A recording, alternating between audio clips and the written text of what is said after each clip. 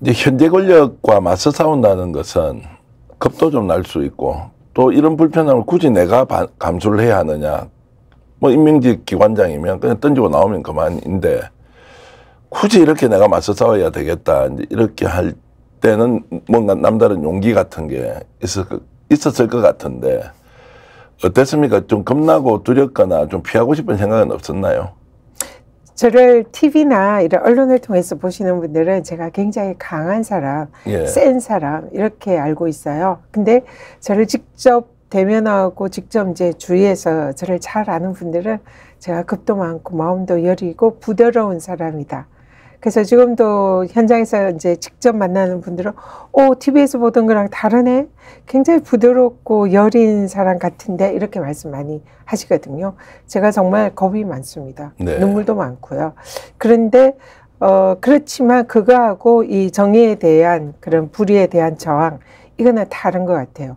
겁도 많고 그냥 일반 시민들처럼 눈물도 많고 이 마음도 여리지만 나쁜 것에 대해서는 참지 못하고 거기에 대해서 저항해야 된다는 그런 생각은 저의 기본적인 철학이거든요. 그래서 도중에 정말 제가 죽을지도 모르겠다는 그런 두려움도 엄청 많이 느꼈습니다. 그런데 거기에 대해서 제가 센 사람이라서 그런 게 아니라 거기에 대해서 저항을 하는 거는 당연한 일이고 또 비겁하지 않기 위해서 저 스스로에게 정직하고 제가 생각하는 정의를 지키기 위해서 그런 이제 끝까지 윤석열 정권과 맞짱 뜨고 싸운 거고요. 제가 투사나 뭐 센 여자나 그러기 때문에 그런 건 아닌 것 같아요. 조금 전에 이제 그 죽을지도 모른다는 생각을 했다. 실제 그런 느낌이 왔던 적이 있습니까? 네, 그러니까 이제 뭐 요즘 정치인들에 대한 테러 이런 게 얘기가 되는데요.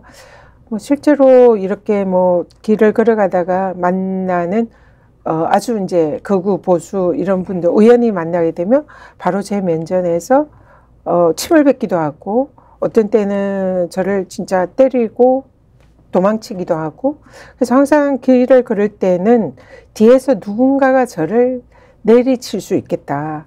뭔가 이렇게 타격을 해서 제가 뭔가 쓰러질 수도 있겠다. 그게 아니면 권력이 나를 검찰이나 뭐 국정원이나 이런 데 동원해서 저에게 뭐 뭔가 불이익을 주거나 구속시키거나 그런 뭔가를 할 수도 있겠다. 그런 두려움이 늘상 있었어요. 그래서 매일매일 머리가 쭈삣쭈삣 쓰고 긴장되고 뭐 밥도 못 먹고 잠도 못 자는 그런 시기를 한 1년간 보냈었거든요. 그 상황을 스스로 관리는 어떻게 했습니까? 그 이제 극단적인 고통이나 두려움이 올 경우에 또 누군가 나의 손을 잡아주면 더 좋겠지만 사실 이제 그럴 경우에는 함께 하기가 굉장히 어려워서 홀로 견디고 이겨내야 되는 상황일 가능성이 높지 않습니까? 네. 그럴 때는 어떻게 자기 관리를 하셨나요? 그때 대표님 말씀대로 뭐 저와 저 친한 지인들도 저한테 전화하거나 저를 만나면 뭔가 불이익을 당하거나 미행을 당하거나 뭐 도청을 당할 수 있다 그런 생각들을 많이 하셨던 것 같고요. 그러니까 전화도 안 오고 만나는 걸 꺼려하고 그러니까 제가 고립이 되는 거죠. 우리 권익위 내부에서도 직원들이 저한테 보고를 안 하고 저를 외톨이 왕따로 만들고 그런 상황에서 정말 괴롭죠. 근데 그냥 그때 이제 걷기 시작한 것 같습니다. 네. 그냥 많이 동네를 이렇게 걸으면서 산책을 하면서 마음을 다스리고 뭐 산에 가거나 책을 읽거나 그래서 생각을 안 하려고 굉장히 많이 노력을 했어요. 내가 지금 너가 가고 있는 길이 올바른 길이야. 그러니까 뭔가 하늘에서 너를 보살펴 줄 거야. 그런 막연한 믿음 그런 걸로 스스로를 굉장히 이렇게 이제 그 마인드 컨트롤 그런 걸 많이 하려고 노력했던 것 같습니다. 네.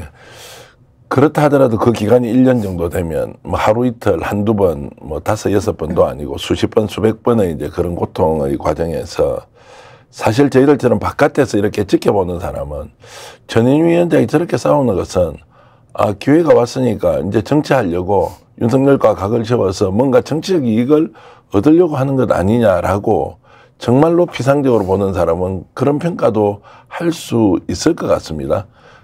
그때 상황은 정말 현실 정치의 문제와 그 당시에 겪었던 불의에 맞서 싸우는 것과 연결이 되어 있었다 이렇게 볼 수 있습니까? 결론적으로 보면 예. 그렇게 생각을 하실 수도 있을 것 같아요. 근데 전혀 사실이 아니고요. 저는 사실은 정치를 하지 않으려고 생각을 했던 사람입니다. 권익위원장 할 때 너무 이 정치라는 게 고되고 힘들고 또 저를 희생해야 되는 그런 자리라 이제는 권익위원장까지 장관급 기관장까지 했으면 그냥 정치 그만하고 이제 저를 위해서 좀 살고 싶다 그런 생각을 많이 했어요. 근데 이 무도한 정권의 이제 탄압과 불의를 겪으면서 거기에 대해서 다 이제 뭐 사퇴라 이러면은 다 물러나셨잖아요. 대부분. 그리고 사실상 어떻게 보면 장관급 기관장으로 끝까지 이제 정권과 맞짱을 떠서 싸워서 이긴 사람이 결국은 저 하나밖에 없는 그런 상황이 됐잖아요. 근데 그게 저는 제가 뭔가를 그렇게 뭐 유명세를 얻거나 뭐 아니면 정치적 입지를 얻거나 이런 생각은 단 한 번도 한 적이 없고요. 단지 눈앞의 불의에 대해서 이거는 내가 비겁하게 무릎 꿇지 않고 끝까지 저항하겠다.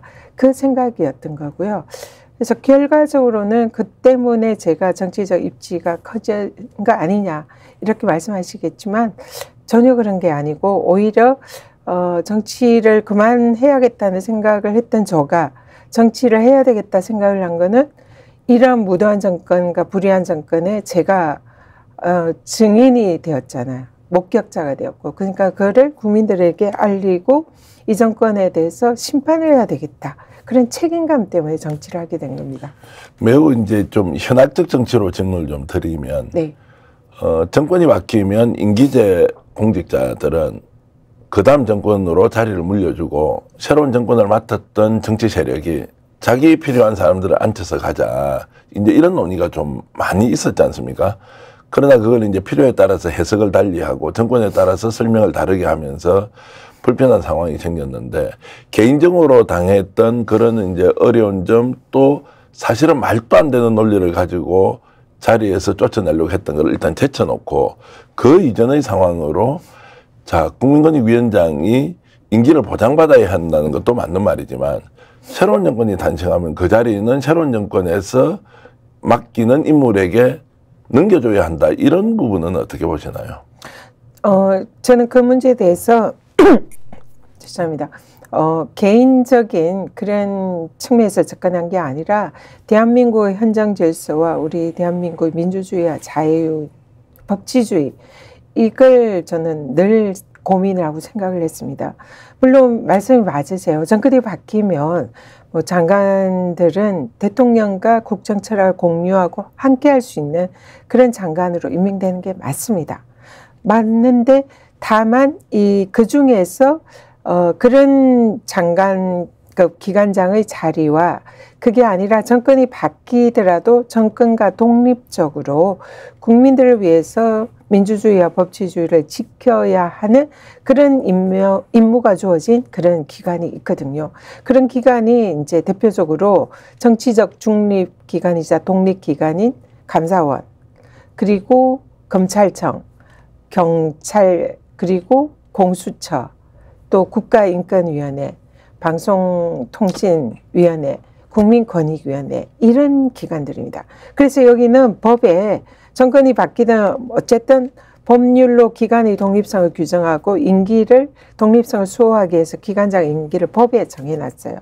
그러면은 그 기관들은 정권이랑 상관없이 국민들만 보고 민주주의와 법치주의를 지켜라 하는 임무가 주어진 기관이거든요. 그렇기 때문에 그 기관은 법을 바꾸지 않는 이상 대통령이 자신이 마음대로 할 수 없는 기관이라는 게 정해진 거예요. 그렇기 때문에 저는 이 대한민국의 헌법 질서와 민주주의, 법치주의를 법에 정해진 그 임기를 지킴으로써 그것을 지키는 게 제 책임이고 사명이다 생각을 한 겁니다. 그렇기 때문에 그 임기를 제 마음대로 던지고 나오는 것은 그러한 저에 대한 제에게 주어진 책임을 져버리는 거다 생각을 한 거죠. 스픽스는 말하는 언론입니다. 대세는 유튜브, 그중에서 스픽스. 좋아요, 댓글, 구독, 알림 설정.